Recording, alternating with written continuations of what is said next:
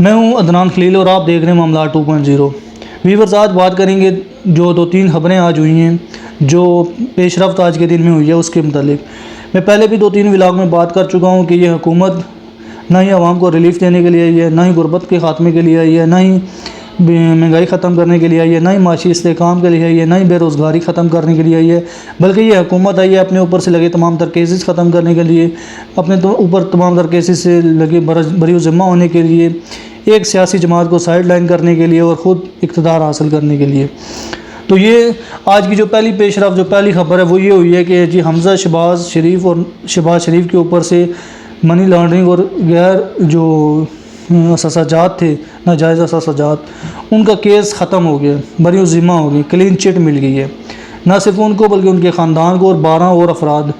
تمام تر کے اوپر سے تمام تر یہ کیسز ختم ہو گئے۔ اب ایک منی لانڈرنگ کے تمام تر ثبوت موجود ہیں، اثاثہ جات کے ثبوت موجود ہیں تمام دیگر، لیکن یہ پاکستان کا قانون ہے، یہ پاکستان کا آئین ہے، یہ ہماری عدالتوں کا معیار ہے کہ سب کچھ ہوتے ہوئے بھی یہ جو ہے وہ امیر جو طاقتور بندہ ہے اس کے کیسز جو ہے ختم کر دیے جاتے ہیں۔ ہم نے ابھی نور مقدم کے بھی کیس میں بھی دیکھا، اس مرڈر کیس میں بھی سب کچھ موجود تھا، ثبوت بھی تھا، CCTV فوٹیج بھی تھی جو اسلام آباد میں قتل لڑکی ہوئی تھی، تو تب بھی جو ہے وہ اس لڑکے کو بری کر دیا گیا۔ یہی پاکستان میں قانون ہے کہ طاقتور کو کسی بھی کیس سے بری کر دیا جاتا ہے، چاہے وہ کتنا ہی بڑا کیس کیوں نہ ہو۔ اب شہباز شریف اور حمزہ شہباز شریف اور ان کے دیگر جتنے بھی 12 بندے تھے، سب کو اس منی لانڈرنگ اور اثاثہ جات کیس سے بری کر دیا گیا۔ یہ آج کی پہلی پیش رفت تھی۔ آج کی دوسری پیش رفت کہ 25 جولائی کو عمران خان کو سائفر معاملے میں FIA نے طلب کیا۔ اب وہ مطلوبہ کاغذات بھی ساتھ لانے کو کہا گیا۔ مطلوبہ کاغذات میں ظاہر سی بات ہے سائفر بھی ہوگا، سائفر بھی مانگا گیا۔ اب کاپی اگر موجود ہوئی تو وہ پیش کریں گے، اور اگر پیش کریں گے تو تب بھی پھنستے ہیں کیونکہ آفیشیل سیکرٹ ایکٹ ان کے اوپر لاگو ہوتا ہے۔ اگر نہ پاس ہوئی تو تب بھی پھنستے ہیں۔ دونوں صورتوں میں گھیرا جو ہے وہ تنگ ہے۔ اعظم جو نذیر تارڑ ہیں وہ بھی پریس کانفرنس کر رہے تھے، وہ بھی یہی کہہ رہے تھے کہ جو آفیشیل سیکرٹ ایکٹ ہے اس کے تحت کارروائی ہوگی، آرٹیکل 6 کے تحت۔ فردوس حاجی گوان نے پریس کانفرنس کی ہے، وہ جو ان کے ساتھ چل رہے تھے، وہ جو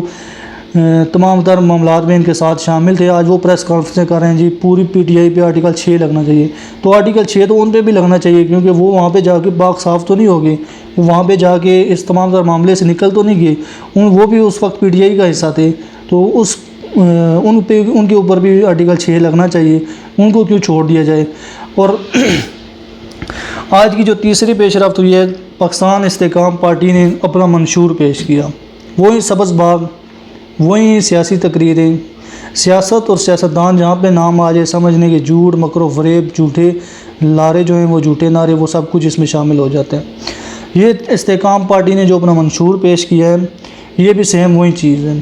وہی جھوٹے لارے ہیں، وہی جھوٹے نعرے ہیں، وہی سب کچھ ہے۔ وہ جی 50,000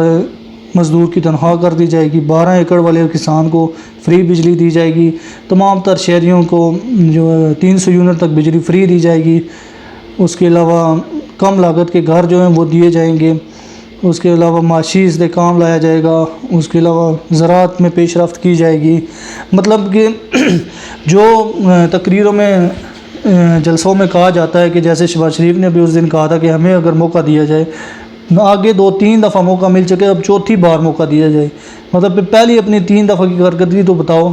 عوام اب جب بھی یہ لوگ عوام میں جائیں تو عوام ان سے ضرور یہ پوچھے کہ ہاں بھائی کس منہ سے ووٹ مانگنے آئے ہو، کس چیز کی ووٹ مانگنے آئے ہو، تم نے جو حکومت ختم کی تھی کہ معاشی استحکام لائیں گے، اس 1.5-2 سال میں کیا کیا، اس پونے 2 سال کے عرصے میں کون سا معاشی استحکام لے کر آئے ہو۔ عوام کا خون تک نچوڑ لیا ہے، اور اب جو ہے عوام کی کھال نوچ رہے ہو۔ اب چوتھی دفعہ جو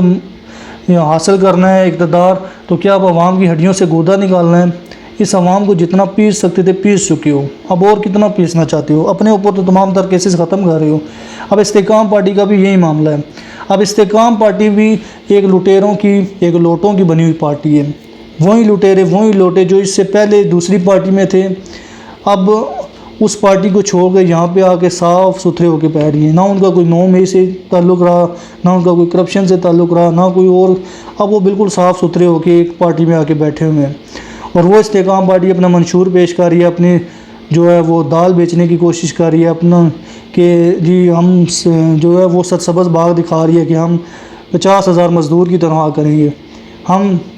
جو 300 یونٹ تک بجلی فری دیں گے، ہم جو ہے وہ